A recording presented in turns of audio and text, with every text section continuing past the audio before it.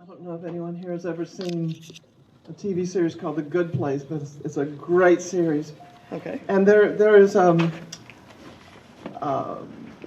of a Siri-like character And named what's that Janet. character's in name? it. And you just say her name and she appears, and she has access to all the Magic. information Like in the universe. magic. If only it worked that way for. And here is our Janet, Janet Kuypers. Thank you.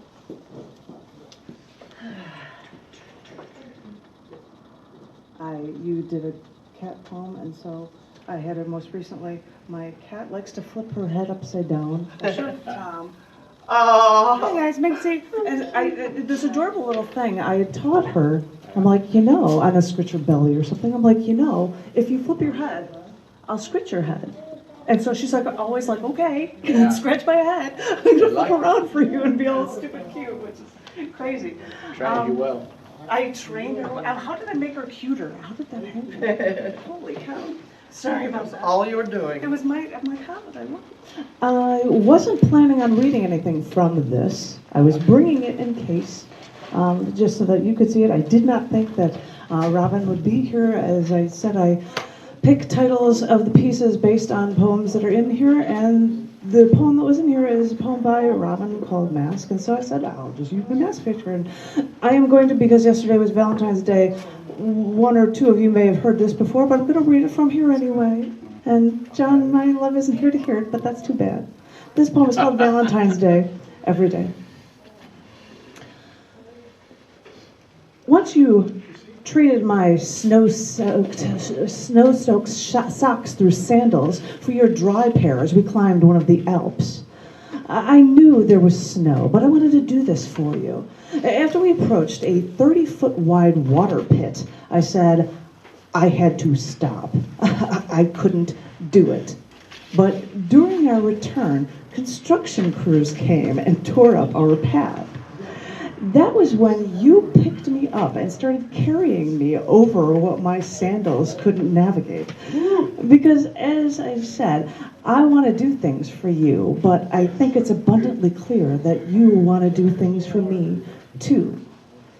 And maybe I'm the first person to say that selfishness is a virtue, but I want you to understand. I want to do things for you, because seeing you happy makes me happy.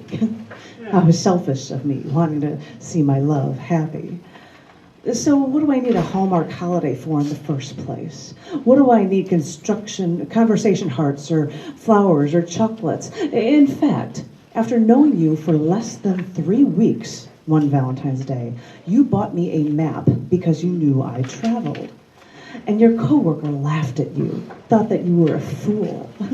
But you even remembered that when you gave me that map, I asked you if it was okay if I kept it rolled up, wrapped up in its tube until we could frame it in our office.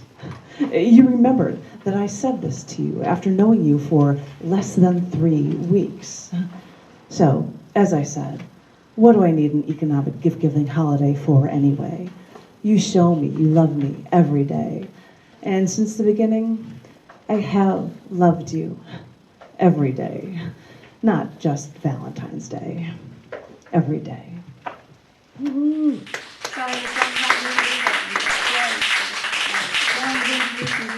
More from this book called A Wake-Up Call from A Wake-Up Call if you're tired. A Wake-Up Call from Tradition. We're going to keep making fun of that being tired thing. I'm sorry. This one, I'll end on a funner note. Not even a word. The first guy I dated in California was like funner. I'm like, it's not a word. So, Funner, funnest. Works for me. Yep. So this poem is called Barbie. My sister-in-law gave me a Midge doll set when she married my brother. Midge came complete with a wardrobe of designer floor-length dresses with sequins and tulle and 3/4-length gloves.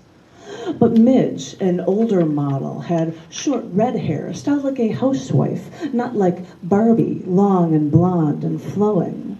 And Midge could never sit in a chair because her plastic legs were rigid and couldn't bend. For my 6th birthday, I received a PJ doll. one of Barbie's friends. BJ's hair was blonde, like Barbie's, but it was shorter, and her eyes were brown, like mine. Not like eyes that you would dream of. Eyes like mine. When I finally got you, Barbie, I treated you like you were some sort of a goddess. You with your disproportionate figure and your perpetual smile. When you never eat, you can always stay thin. You can always be happy. I took plastic kitchen shelf liner and caulking glue and lined a shoebox so that you could have a bathtub. I taped a straw around the back of the tub so that you could have jets and extra bubbles when you soaked. My father's pool table was your lake, and second shoebox served as your speedboat. You took all of your friends in the boat rides along the green, Ken, the Donnie and Marie dolls, PJ, even Midge. But I couldn't be like you. I had to eat, and I could only stand on my toes for so long, while you just stood like a dancer perpetually. I couldn't always smile. I was only a little girl, and I was cursed with brown hair. What did you teach me? I pressed you next to Ken under the pink and white bed sheets, but your plastic bodies made a loud noise when you came together. Your legs never intertwined. Your smile never changed. And now, all grown up, I visit my parents' house, and they tell me that I have boxes of toys that I could throw away, or I could maybe kitchen accessories for the Barbie camper set, beaded dresses I made myself. And I think, I could give these toys to my niece so she could play, so she could learn. And then I decide, no, these dolls, these values, these memories, they belong sealed in cardboard boxes where only time will take its toll. All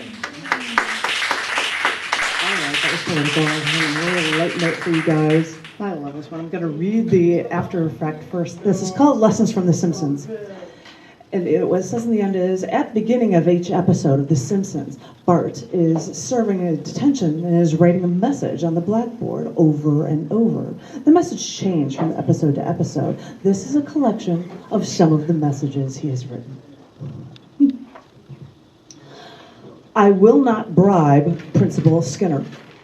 I will not sell lard and send lard in the mail. I will not hide the teacher's Prozac. I will not hang donuts from my person.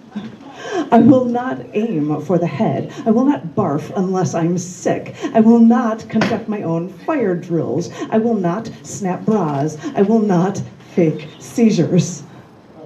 I will not prescribe medication. I will not bury the new kid. I will not sell school property. I will not trade pants with others.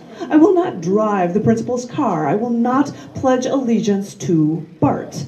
I will not belch the national anthem. I do not have diplomatic immunity. I am not deliciously saucy. I will not torment the emotionally frail. I will not sell land in Florida. I will not grease the monkey bars. I will not hide behind the Fifth Amendment. I will not sleep through my education. I will not teach others to fly. I will not bring sheep to class. I will not eat things for money. I will not instigate a revolution. I will not call my teacher hotcakes. I will not yell fire in a crowded classroom. I will not Xerox my butt. I will not yell, she's dead, at roll call. I will not call a principal spudhead. I will not charge admission to the bathroom. A burp is not an answer. Bagman is not a legitimate career choice. Coffee is not for kids. The principal's toupee is not a frisbee. Goldfish don't bounce. 5 days is not too long to wait for a gun. Tar is not a plaything. Spitwads are not free speech. Mud is not one of the 4 food groups. No one is interested in my underpants. The cafeteria deep fat fryer is not a toy. The Pledge of Allegiance does not end with Hail Satan. Organ transplants are best left to professionals. Underwear should be worn on the inside. I will not expose the ignorance of the faculty. I saw nothing unusual in the teacher's lounge. This punishment is not boring and senseless. Thank you. I